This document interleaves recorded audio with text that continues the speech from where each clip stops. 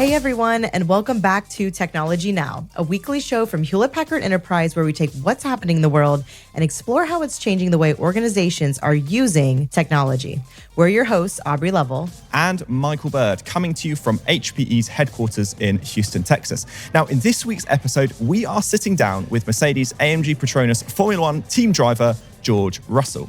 We'll be asking how tech helps him focus and stay ahead. We'll be talking about dealing with a constantly changing world of regulations, and we'll be asking what lies ahead for him into 2025 and beyond. And it's worth saying that we're releasing a video version of this episode. So if you'd prefer to watch rather than just listen, check out the show notes for links. Plenty to look forward to, and I'm sure a load of helpful takeaways for our organizations as well.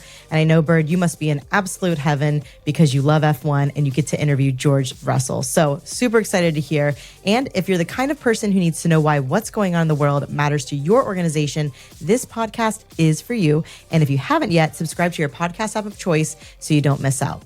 All right, well, let's get into it. And over to you, Michael. Yes, thank you, Aubrey. I'm here at HPE headquarters, which is quite a lot sunnier than our offices in the UK. You won't be surprised to hear. We're recording this during the last few races of the 2024 Formula 1 season, which at the time of recording has seen 7 separate drivers win a race alongside some exciting on-track battles. Now, one of those winners of the 2024 season is George Russell, who's had a pretty good season with 1 win at the Austrian Grand Prix. And although later disqualified for technical reasons, he finished first in Belgium after a stellar drive with some very clever tyre strategy. With several titles in karting and from Formula 1 feeder series to his name before joining Formula 1 in 2019, George has had a string of successes as well as some challenging points in his career. So, how does he stay ahead when he's on top and motivated when times are tough? How does he make the most of the tech surrounding him to give him a competitive edge? Well, earlier on, I had the chance to ask him firsthand. So, George, welcome to the show. Thank you. So I'd first like to understand how you got to where you are today. Can you just sort of give me a bit of a potted history as to how you got to driving for the Mercedes F1 team? It all started with my brother, Benji. He's 11 years older than me, and he used to race go-karting.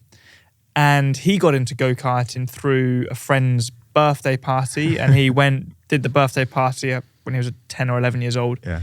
And he said, "Dad, I really like this. Can I do it more often?" And then he started racing nationally.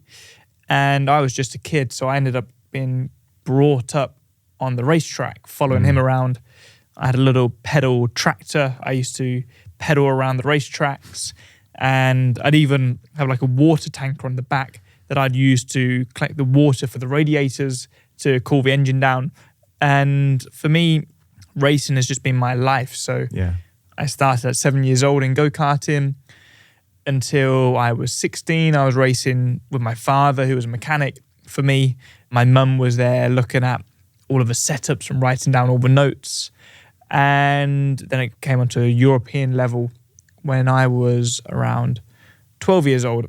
And that's when I first started racing against the likes of Max Verstappen, Charles Leclerc, Alex Albon, Lando Norris, Lance Stroll, Esteban Ocon. Pierre Gasly was just a little bit older. Carlos Sainz was a little bit older. So we were all at the racetrack together, which is pretty crazy to think we're now in Formula 1 together. I'd love you to tell me what it was like to finally have a full-time drive at an F1 team. Like, what was that feeling like? What was that first season like?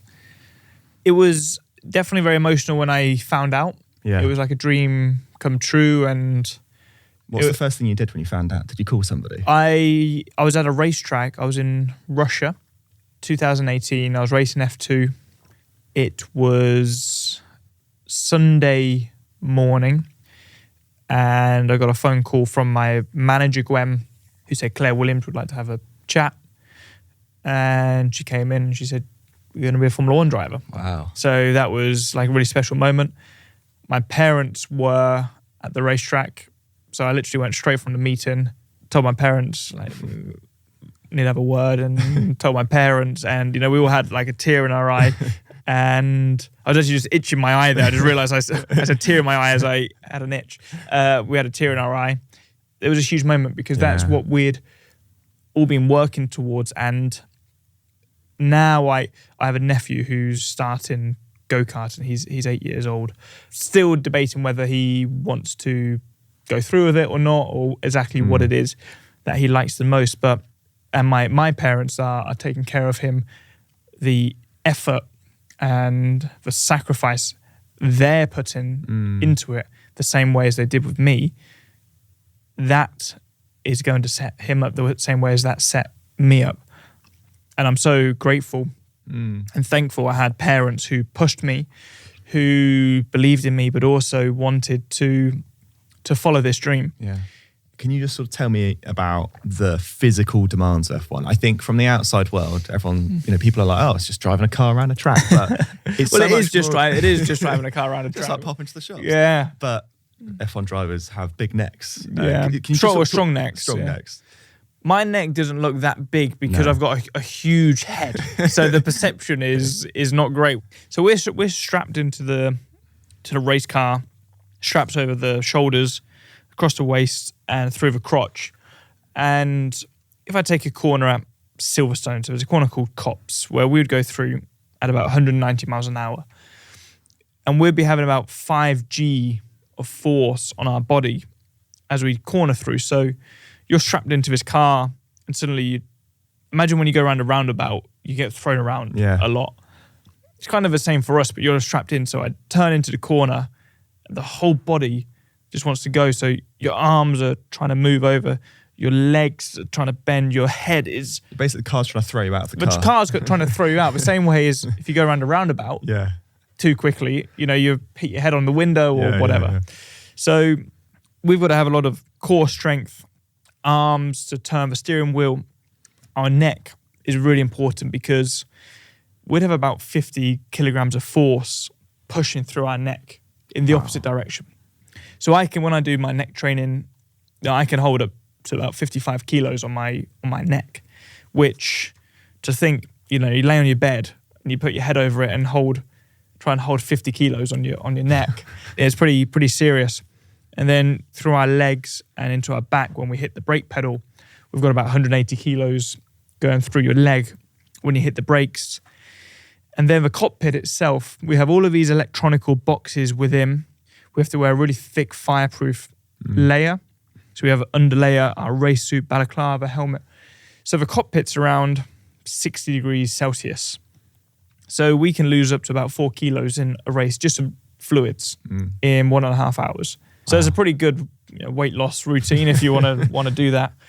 I've spoken with the bosses of the sport to say, how can we showcase better what we go through in the cars? Because when you watch it, it's man and machine. Sometimes you don't comprehend there's actually a human being inside of that thing controlling it. Can you talk about how Formula One is a team sport? Because I think from a non-F1 fan, they look at the drivers and they go, it's all about the driver, but it's so much more than that, right? Oh, absolutely. We're the final piece of the jigsaw. Putting that final piece in is almost the easy part of it sometimes. We have a very difficult job, but it is the 2,000 people who make this piece of art that we race around the circuits, and we're kind of at the mercy of the car's performance. Let's say if you take the very fastest driver and the 10th fastest driver, there's probably no more than 0.2. If everyone's performing at their very best and they don't make mistakes, there's probably no more than 0.2 between the top 10. Whereas if you take the top 10 race cars, there can be seconds between them. It's the same drivers. They haven't just suddenly learned how to drive overnight. So that is the challenge. We're kind of like the cherry on the cake, but if the cake is not there, then you can't get those victories. So the sport is changing a little bit, and they've put in some financial regulations to try and make it more of an even playing field. We have to use the wind tunnels a lot to develop the car. If you win the championship, you get the least amount of time in the wind tunnel. If you finish last, you get the most amount. So again, it's to try and give the ones at the back more of an opportunity to catch up. Wow, that was absolutely amazing. Thank you, Michael. What an awesome interview. And thanks to George as well. Okay, we'll be back with more from your interview in a moment, so don't go anywhere. Right, well, now it is time for Today I Learned, the part of the show where we take a look at something that we think you should know about. And this week, Aubrey, I think it's one from you. It is indeed. Thanks, Michael. And I've got exciting news for water-stressed communities around the world. Scientists in the U.S. have developed a new method of solar-powered desalination that is turning saltwater into freshwater, which requires no batteries or outside power sources. Now, pulling the salt out of water is a tricky business, which uses a lot of energy. And the most common way is to pass an electrical current through water in order to pull out salt ions. But that needs a constant supply of predictable power to run the pumps and the current at the right speed. And if it goes wrong, the system breaks down and water can be contaminated with the salt. And that means using a lot of batteries or a wired power supply. Now, researchers working out of a test site in New Mexico have devised a solar system that uses simple machine learning algorithms to measure the intensity of the sun every few seconds. And the system immediately adjusts the current and flow rate to always run just right, even in changing weather. In fact, they claim that 97% of the energy from the solar cells is used to generate water at any point, which is incredibly efficient. And it's hoped that this new tech will lead to clean water supplies for remote communities, 2026, which is pretty cool. Regulation changes. Okay, now it's Can time to you return to explain Michael's basic interview terms with George what Russell. those changes are going to be and potentially what the impact is going to be? No. Basic terms, no. I'll do my best. So the engines are going to be more sustainable. Okay. So we're going to have 50% battery, 50% internal combustion engine. We're going to have biofuel, so that's going to come into play. We currently use 100 kilograms of fuel in a race today. We'll be moving to 70 kilograms of fuel, so a big saving there. With the battery power, we will get up to our top speeds much quicker. And in qualifying, when you can utilize all of that battery, we're going to have really fast top speeds. But during a race, we're going to have to recharge the battery and be most efficient. So you'll see us charging the battery down the straights. So sometimes you'll reach a top speed and then it will plateau, because that's when we start charging the battery to then deploy it out of the next corner. So I'd say in simple terms, that's the big changes coming from the engine. That's going to be quite interesting with on-track battles, I would have thought, if there's going to be some strategy around charging batteries. I mean, there is a bit at the moment, isn't there? Yeah, there is. But some strategy around that.